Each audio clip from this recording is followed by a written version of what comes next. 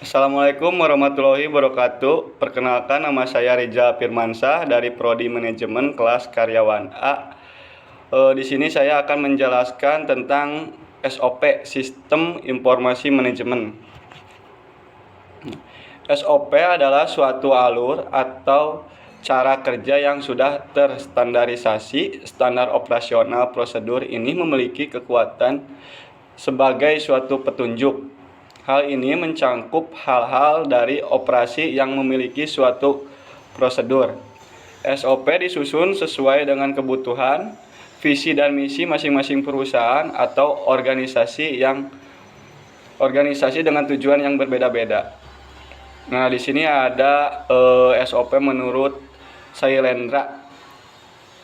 SOP menurut Sailendra adalah paduan yang digunakan untuk memastikan kegiatan operasional organisasi atau perusahaan berjalan dengan lancar. Di sini juga terdapat fungsi SOP, fungsi standar operasional prosedur. Ada 5 fungsi, diantaranya yaitu 1. Memperlancar tugas petugas atau pegawai maupun tim atau unit kerja. Yang kedua, sebagai dasar hukum jika terjadi penyimpangan. Yang ketiga, mengetahui dengan jelas hambatan dan mudah dilacak. Berikutnya yang keempat, mengarahkan petugas atau pegawai untuk sama-sama disiplin dalam bekerja. Nah, yang terakhir, yang kelima, sebagai pedoman dalam melaksanakan pekerja rutin. Nah, di sini juga terdapat manfaat standar operasional prosedur atau SOP ya. Di antaranya yaitu sebagai standarisasi cara yang dilakukan dalam penyelesaian pekerjaan khusus, mengurangi kesalahan dan kelalaian. Berikutnya, menjadikan staf lebih mandiri dan tidak tergantung pada intervensi manajemen sehingga akan mengurangi ketertiban pimpinan dalam sehari-hari. Selanjutnya, meningkatkan akuntabilitas dengan mendokumentasikan tanggung jawab khusus dalam melaksanakan tugas. Selanjutnya, menciptakan ukuran standar kinerja yang akan memberikan pegawai cara konkret untuk memperbaiki kinerja serta membantu mengevaluasi usaha yang telah dilakukan. Menciptakan bahan training yang dapat membantu pegawai baru untuk cepat melakukan tugasnya.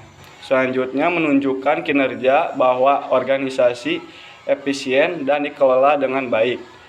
Berikutnya, menyediakan pedoman bagi setiap pegawai di unit pelayanan dan melaksanakan pemberian pelayanan sehari-hari. Dan juga menghindari tumpang tindih pelaksanaan tugas pemberian pelayanan. Nah, yang terakhir, berikutnya, membantu penelusuran terhadap kesalahan prosedural dalam memberikan pelayanan, menjamin proses pelayanan tetap berjalan dalam berbagai situasi. Nah, di sini terdapat simbol dan simbol flowchart dalam membuat SOP. Nah, disertai dengan artinya. Kita bisa lihat dalam tabel berikut. Nah, seperti follow direction symbol, yaitu simbol yang digunakan untuk menghubungkan antara simbol yang satu dengan simbol yang lain. Simbol ini disebut juga connecting line. Nah, selanjutnya ini adalah contoh SOP yang diberikan oleh dosen ya. Proses publikasi hasil penelitian. Nah, kita bisa lihat SOP publikasi hasil penelitian. Terdapat flowchart. Nah, di sini saya akan memberikan contoh SOP flowchart pasien rawat inap ke radiologi. Ketika pasien setelah melakukan pemeriksaan dari seorang dokter menganjurkan pemeriksaan telah lanjut mengakuratkan diagnosa, maka pasien harus melakukan cek ke radiologi disertai surat pengantar atau rujukan dari dokter yang bersangkutan. Nah, di sini kita bisa lihat pasien, permintaan rotigen oleh dokter, surat pengantar, nah, mendaftarkan diri ke loket. Pasien mendaftarkan diri dulu untuk mempertanggungjawabkan proses administrasi. Apakah menggunakan jalur umum atau jaminan, yaitu seperti BPJS. Maka petugas admin akan mencatat dalam buku rekap medik guna mempermudah pembayaran.